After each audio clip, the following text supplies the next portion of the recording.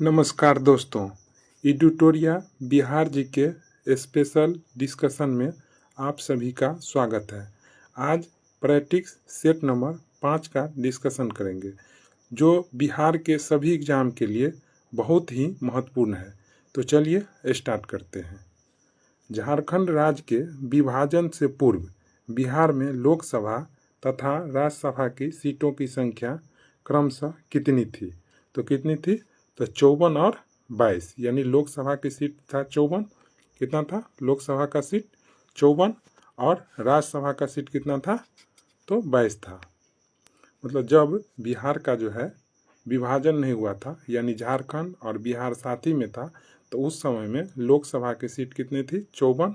और राज्यसभा की सीट कितनी थी? 52। और प्रेजेंट टाइम में बिहार में लोकसभा की सीट कितना है? तो 40 है। और राज्यसभा का सीट कितना है? 16 है। बिहार में अब तक कुल कितनी बार राष्ट्रपति शासन लागू किया गया है? तो कुल कितनी बार किया है? तो 8 बार किया है। कितनी बार? 8 बार। कुल कितना बार किया गया है? 8 बार किया गया है। तो पहली बार जो है राष्ट्रपति शासन लगा था 1968 में। पहली बार बिहार में राष्ट्रपति शासन कब लागू हुआ था? तो 1968 में हुआ था। और 1968 से 1969 तक, यानी 1 साल तक जो है कि राष्ट्रपति शासन लगा था। और उस समय में जो मुख्यमंत्री थे भोला पासवान शास्त्री थे, और राज्यपाल जो थे वो राज्यपाल जो है कानूनगो थे, नित्यानंद कानूनगो।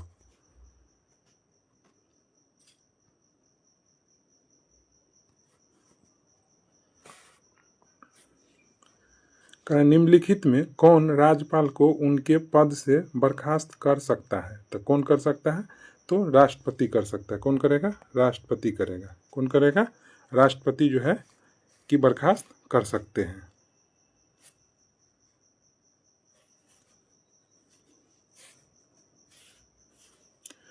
राज्य मंत्रिपरिषद की बैठकों की अध्यक्षता निम्नलिखित में कौन करता है? तो ये राज्य मंत्रिपरिषद की बैठक की अध्यक्षता जो है मुख्यमंत्री जी करते हैं। कौन करते हैं? मुख्यमंत्री जी। भारतीय संविधान के किस अनुच्छेद में महाधिवक्ता का वर्णन किया गया है?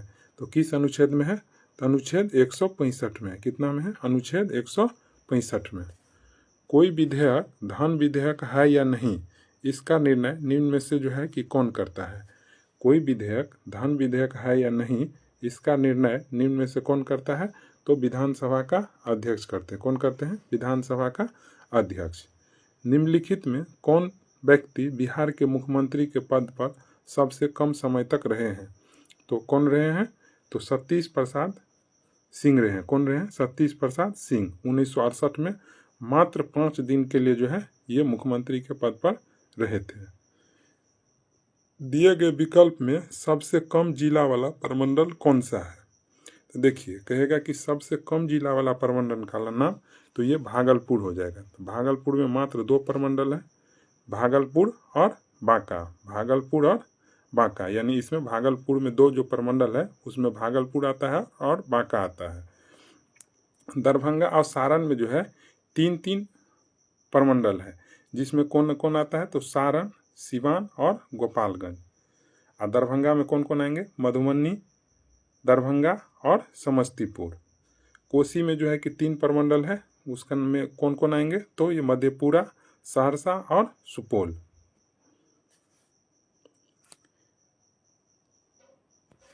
किसी राज्य का वैधानिक प्रधान कौन होता है? तो जो वैधानिक प्रधान होता है वो राज्यपाल होते हैं, लेकिन जब कहेगा वास्तविक प्रधान को बात करेंगे तब मुख्यमंत्री होगा। किसी राज्य का वैधानिक प्रधान कौन होता है? तो राज्यपाल। और जब कहेगा वास्तविक प्रधान कौन होता है राज्य में? तो मुख्यमंत्री। बिहार में लोकसभा हेतु कितने सीटें जो है आरक्षित, या कितने सीटें अनुसूचित जाति के लिए आरक्षित है? तो कितने सीटें हैं? 6। बिहार में लोकसभा हेतु कितने सीटें अनुसूचित जाति के लिए आरक्षित है? तो 6। तो ये अनुसूचित जो 6 जाति के लिए आरक्षित सीट है कहाँ कहाँ कौन कौन जिला में है, तो या कहाँ कहाँ पे है? तो गया में है, यानी गया का सीट अनुसूचित जाति के लिए लोकसभा में जो है कि रखा गया है। जमुई, हाजीपुर, समस्तीपुर, बांका, वाल्मीकि नगर। कौन कौन? गया, जमुई, हाजीपुर, समस्तीपुर, बांका, वाल्मीकि नगर। ये जो अनुसूचित जाति आरक्षित किया गया है वो 2008 के परिसीमन आदेश पे पॉपुलेशन के बेस पर जो है कि ये तय किया गया है। 2008 के परिसीमन आदेश के पर किया गया है। उर्दू भाषा को दूसरी राजभाषा के रूप में मान्यता देने वाला भारत का पहला राज्य कौन सा है? कहेगा उर्दू भाषा को दूसरी राजभाषा के रूप में मान्यता देने वाला भारत का पहला राज्य कौन सा है? तो ये बिहार है। ये 1981 में दिए थे। इसके बाद 1989 में उत्तर प्रदेश भी उर्दू भाषा को दूसरी राजभाषा के रूप में मान्यता दिया है। तो पहला जो राज्य कौन है जो उर्दू भाषा को दूसरी राजभाषा के रूप में मान्यता दिया है? तो बिहार। कब दिया? तो 1981 में दिया। कब दिया? 1981 में। इसके बाद जो है कि उत्तर प्रदेश 1989 में दिया। जिला परिषद अध्यक्ष अपना त्यागपत्र किसे देता है? तो ये किसको देगा? जिला दंडाधिकारी को देगा। किसको देगा? जिला दंडाधिकारी को।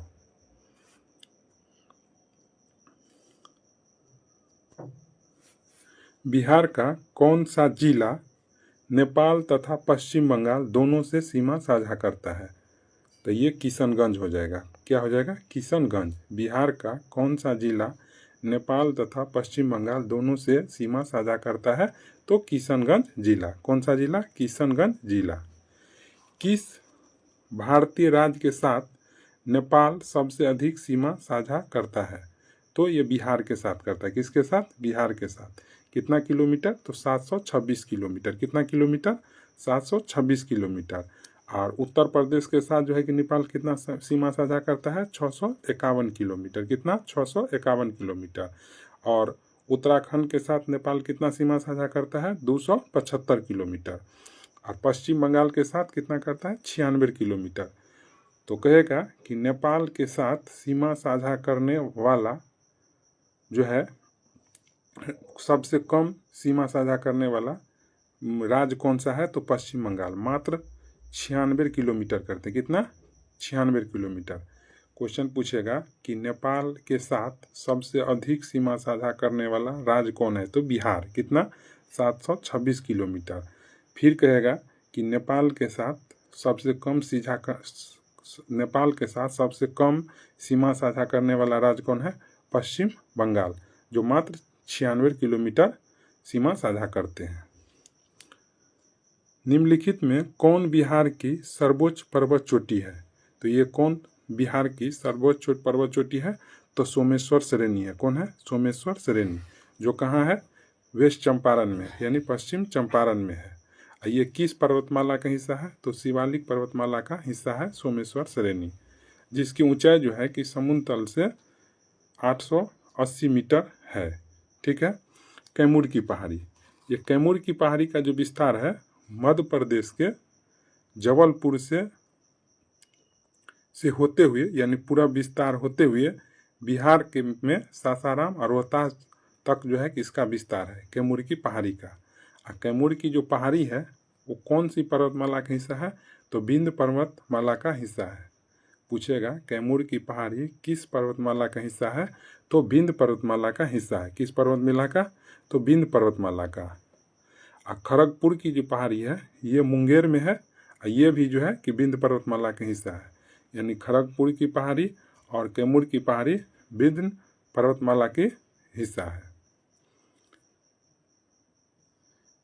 बिहार में सबसे अधिक वर्षा किस जिले में होता है? तो ये सबसे अधिक वर्षा किशनगंज में होगा। कहाँ? किशनगंज में। बिहार में सबसे अधिक वर्षा किस जिले में होते हैं? तो किशनगंज में। बिहार में आपदा प्रबंधन हेतु सेंदई फ्रेमवर्क को कब लागू किया गया? तो ये 2015 में लागू किया गया। बिहार में आपदा प्रबंधन हेतु सेंदई फ्रेमवर्क को कब लागू किया गया? 2015 में। बिहार का कौन सा जिला जूट उत्पादन में अग्रणी है? तो कौन सा जिला? पूर्णिया। बिहार का कौन सा जिला जूट उत्पादन में अग्रणी है? तो पूर्णिया। गंगा के दक्षिणी भाग के मैदानों में कौन सी मिट्टी प्रमुख रूप में पाई जाती है? तो कौन सी मिट्टी? कैवाल मिट्टी। गंगा के दक्षिणी भाग के मैदानों में कौन सी मिट्टी प्रमुख रूप से पाई जाती है? केवाल मिट्टी। कर्मनाशा नदी बिहार के किस स्थान पर गंगा नदी से मिलती है? तो ये किस स्थान पर मिलता है? तो ये मिलता है किस स्थान पर? तो चौसा के निकट। कहाँ? चौसा के निकट। छपरा के निकट कौन सी नदी जो है कि गंगा से मिलती है? तो घग्घर नदी या सरयुग नदी। घग्घर नदी का ही नाम है, सरयुग नदी भी। तो ये नदी जो है कि छपरा के निकट गंगा से मिलती है। और सोनपुर के पास जो है कि गंडक नदी जो है गंगा से मिलती है। तो यानी यदि सोनपुर नहीं लिखा रहेगा तो पहलेजा भी लिखा रहेगा। तो कहेगा कि पहलेजा के निकट या सोनपुर के निकट कौन सी नदी गंगा से मिलती है? तो गंडक नदी मिलती है। ठीक है। कांवर झील बिहार के किस जिले में स्थित है? तो कांवर झील बिहार के किस जिले में स्थित है? तो ये बेगूसराय में। किस जिले में? बेगूसराय में। निम्नलिखित में कौन सा जल कुंड मुंगेर में है?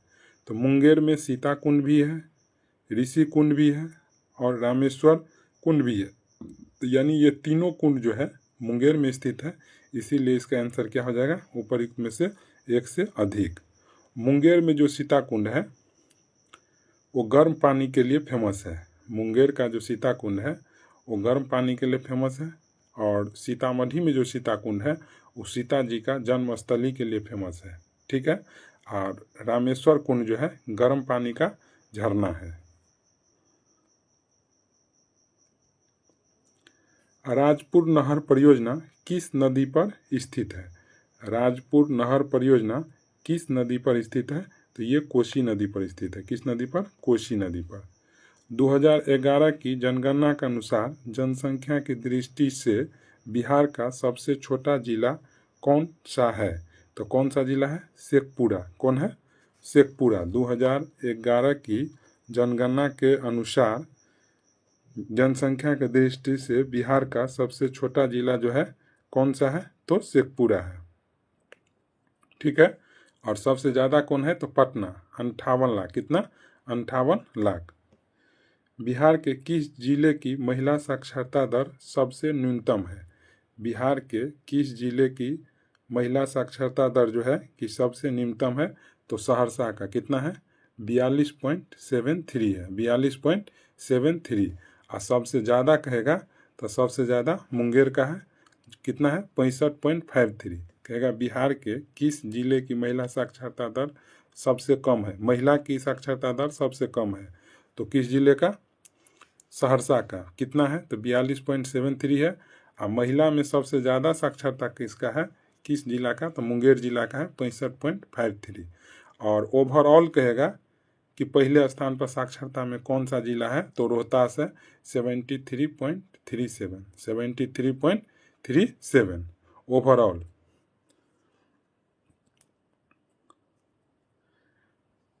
कर्नाट वंश का अंतिम शासक जो है कौन था? कर्नाट वंश का अंतिम शासक था कौन था?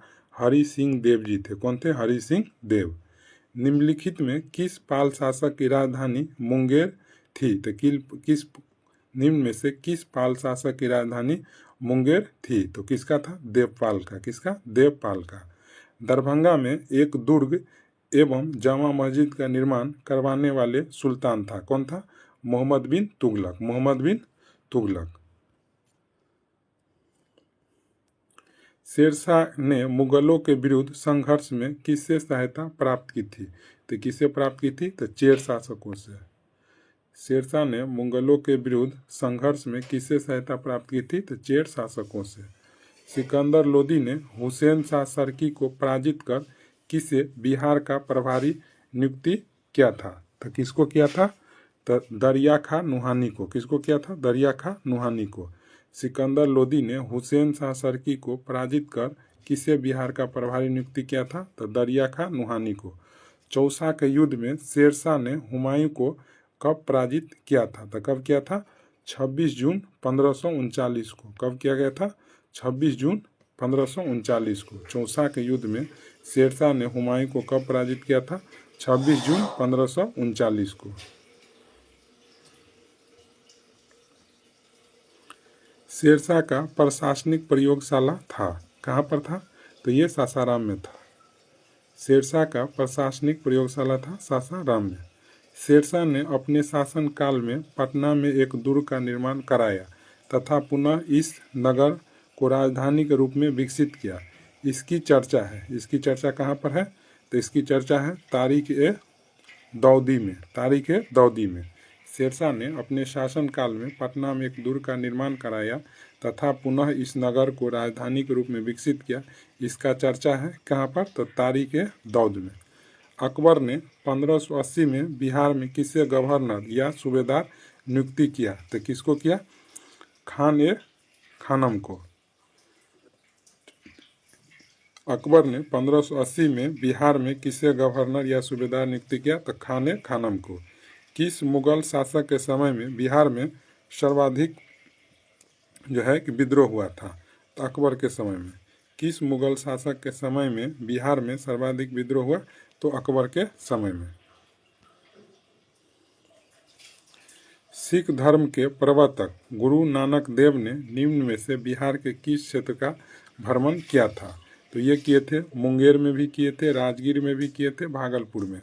मुंगेर में भी, राजगीर में भी, भागलपुर में भी। तो यानी उपरोक्त में से एक से अधिक आंसर हो जाएगा। सिख धर्म के प्रवर्तक गुरु नानक देव ने निम्न में से बिहार के किस क्षेत्र का भ्रमण किया था?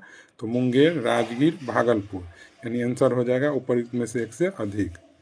मुगल शासक फर्रुखसियर ने अंग्रेजों को बिहार एवं बंगाल में व्यापार करने के लिए किस वर्ष स्वतंत्रता प्रदान किया था? तो किस वर्ष किया था? 1717 ईस्वी में। मुगल शासक फर्रुखसियर ने अंग्रेज को बिहार एवं बंगाल में व्यापार करने के लिए किस वर्ष स्वतंत्रता प्रदान की? 1717 में।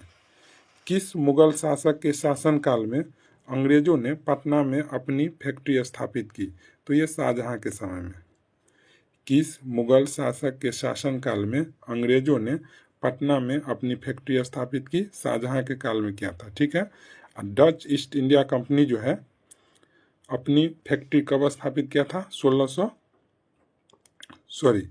अंग्रेजी ईस्ट इंडिया कंपनी जो है कि अपनी फैक्ट्री पटना में कब स्थापित किया था? 1620 ईस्वी में। अंग्रेजी ईस्ट इंडिया कंपनी ने अपना फैक्ट्री पटना में कब स्थापित किया था? 1620 में।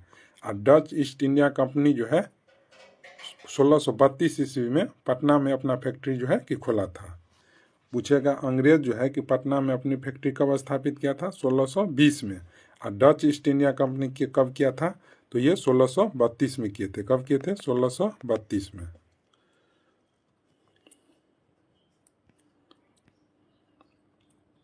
अंग्रेजों की पटना फैक्ट्री का प्रधान जॉब चार्नक कब जो है कि बना? तो ये कब बना था? 1664 में बना था। कब बना था? 1664 में। बिहार आने वाला पहला अंग्रेज यात्री था, कौन था? तो रॉल्फ फिच था, जो 1587 में आया था। बिहार आने वाला पहला अंग्रेज यात्री था रॉल्फ फिच, जो कब आया था? 1587 में आया था। कब आया था? 1587 में। बिहार में होम रूल लीग की स्थापना कब की गई? तो बिहार में होम रूल लीग की स्थापना कब किया गया? 16 दिसंबर 1916 को। कब किया गया? 16 दिसंबर 1916 को मौलाना मजरुल हक की अध्यक्षता में पटना में जो है होम रूल लीग की स्थापना किया गया था। पूछेगा कि बिहार में जो होम रूल लीग की स्थापना किया गया था उसकी अध्यक्षता कौन किए थे? तो मौलाना मजरुल हक ने किए थे। और बिहार में होम रूल लीग की स्थापना कहाँ हुआ था? तो पटना में हुआ था। कब हुआ था? 16 दिसंबर 1916 को। 16 दिसंबर 1916 को।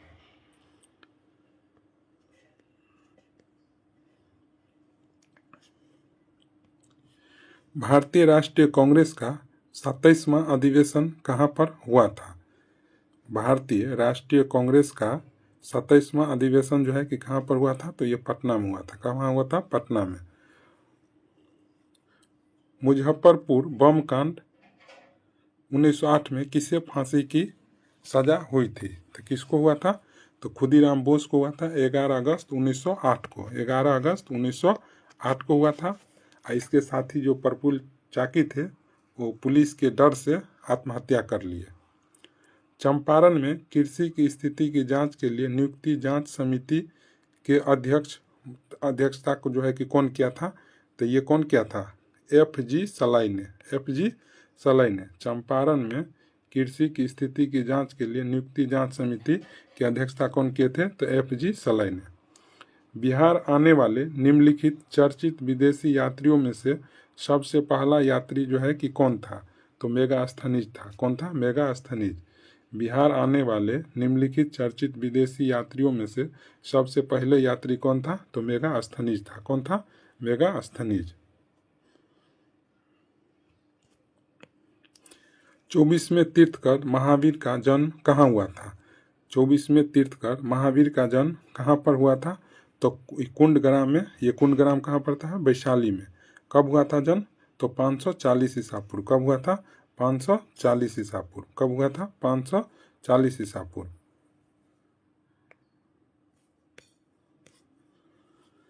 अशोक के स्तंभ लेखों में निम्न में से कौन बिहार में स्थित है? तो अशोक के स्तंभ लेखों में से बिहार में कौन सा स्थित है? तो लोरिया अरेराज भी है, लोरिया नंदनगढ़ भी है, रामपुरवा भी है। तो यानी तीनों है, तो इसीलिए आंसर क्या आ जाएगा? उपरोक्त में से एक से अधिक।